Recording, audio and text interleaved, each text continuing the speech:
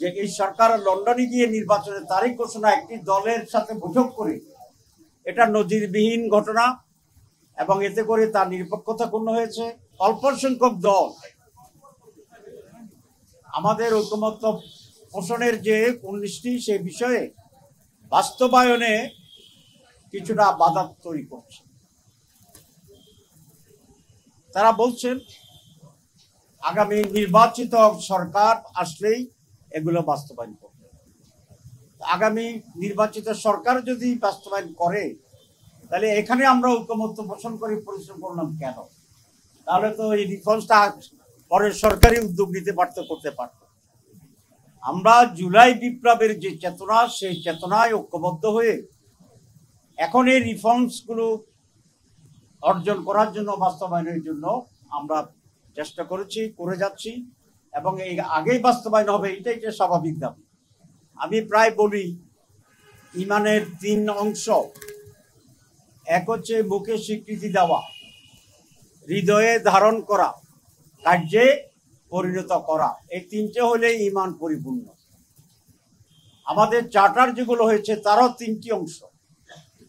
একটি অংশ ঐকমত্যে পৌঁছা, 2 নম্বর হচ্ছে এটার আইনি ভিত্তি দেওয়া, আর 3 নম্বর হচ্ছে এইটাকে বাস্তবায়ন করা, এর আলোকে কার্যক্রম পরিচালনা করা। তো এখন পর্যন্ত আমরা শুধুমাত্র ঐকমত্যে পৌঁছেছি, কিন্তু এটার আইনি ভিত্তি এবং বাস্তবায়নের ক্ষেত্রে 2-1টি দল বাধা দিচ্ছে, একমত হচ্ছে না। আমরা খুব স্পষ্ট বলে আসছি যে জুলাই বিপ্লবের পরে আমরা আরো অনেক পরিবর্তন চেয়েছিলাম, কিন্তু কমপক্ষে ন্যূনতম সংস্কারের যে জায়গাটি, যেটা প্রধান উপদেষ্টার ওয়াদা, সেটা যেন অবশ্যই আইনের ভিত্তির মাধ্যমে এখনই কার্যকর করে। যদি তাই না হয় তাহলে রক্ত দেওয়া, জীবন দেওয়া এটা অর্জন হবে শূন্য, অর্থহীন হয়ে যাবে। এবং জুলাই শহীদদের প্রতি, রক্তাক্তদের প্রতি, বঙ্গদের প্রতি বিশ্বাসঘাতকতা করা হয়। আমরা এই ব্যাপারগুলোকে স্পষ্ট বলে আসছি। আমরা চার্টারের পূর্ণ বাস্তবায়ন চাই এবং এই চার্টারের ভিত্তিতে আগামী নির্বাচন হইতে হবে। 2, বিচার দৃশ্যত উনি বলেছেন যে নির্বাচনের আগেই কিছুটা বিচার হয়ে যাবে। আমরা বলেছি অসুবিধা নাই, বিচার ইজ এ কন্টিনিউয়াস প্রসেস। একদিনে সব বিচার হবে না, কিন্তু বিচার অব্যাহত রাখতে হবে, সেই প্রক্রিয়া অব্যাহত রাখতে হবে। 3 নম্বর, একটি সুষ্ঠু অবাধ নির্বাচন হবে এটা উনি বলেছেন। আমরা ওনার বক্তব্যের নীতিগতভাবে একমত হয়ে কার্যকারিতার ব্যাপারে ভিন্ন মত পোষণ করেছি। আমরা বলেছি যে বর্তমান সরকার এবং আরো কিছু দেশ বিদেশের শক্তি মিলে নির্বাচনকে সুষ্ঠু হওয়ার ক্ষেত্রে বাধা তৈরি করা চলেছে। একটি নির্নকশার নির্বাচনের দিকে আমরা যাচ্ছি কিনা সেই ব্যাপারে আমাদেরও প্রশ্ন তৈরি হয়েছে, জনমনেও প্রশ্ন তৈরি হয়েছে।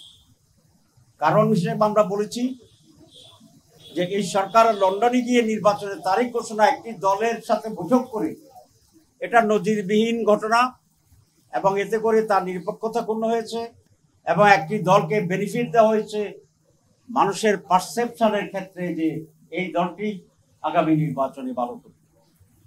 2, আমরা বলেছি যে 5ই অগাস্টে যে জুলাই ডিক্লারেশন ছিল, ঘোষণা, সে ঘোষণাটিও সকলের সাথে আলোচনা করে ঐক্যমত্যের ভিত্তিতে ঘোষিত হয়নি।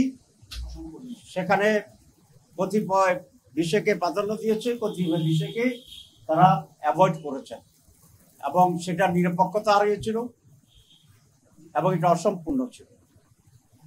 3, আমরা বলেছি যে একই দিন বিকালে আরেকটা টেলিভিশন ভাষণে নির্বাচনের তারিখ ঘোষণাটা আমাদের কাছে মনে হয়েছে যে কোনো একটা চাপে পড়ে ওই দিনেই এটাকে ঘোষণা করতে হয়েছে। কারণ 2টা মেজর ইস্যু, একটা হচ্ছে জুলাই ডিক্লারেশন, এটা খুব ইম্পর্টেন্ট, আমি যখন করেছি তাহলে সেদিনেই আবার সন্ধ্যায় আরেকটা জাতীয় বক্তব্য রাখার কি প্রয়োজন ছিল। এখানে কোন একটা চাপ আছে বলে আমাদের আশঙ্কা হচ্ছে, আমরা এটা ওনাকে বলছি। 3 নম্বর হচ্ছে সরকারের উচিত ছিল জুলাই সনদের ব্যাপারে একটু স্পষ্ট ভাবে সিদ্ধান্ত গৃহীত হওয়ার পরেই নির্বাচনের রোডম্যাপ এবং তারিখ ঘোষণা করা। নির্বাচন ফেব্রুয়ারি রোজার আগে হবে, এই ব্যাপারে আমরা বলেছি আমরা একমত। এখানে আমাদের কোনো তারিখের ব্যাপারে আমাদের কোনো দ্বিধাদ্বন্দ্ব নেই, দ্বিমত নাই, কোনো কনফিউশন নেই। কিন্তু একটি দল নির্বাচন সুষ্ঠু করার জন্য যখন আমরা কতিপয় শর্তের কথা বলি, যেটা বাস্তব, তখন এই বলতে চাই আমরা এই তারিখে নির্বাচন চাই না, ষড়যন্ত্র করছি। এই কথাটা বলাটাই একটি ষড়যন্ত্র বলে আমি মনে করি।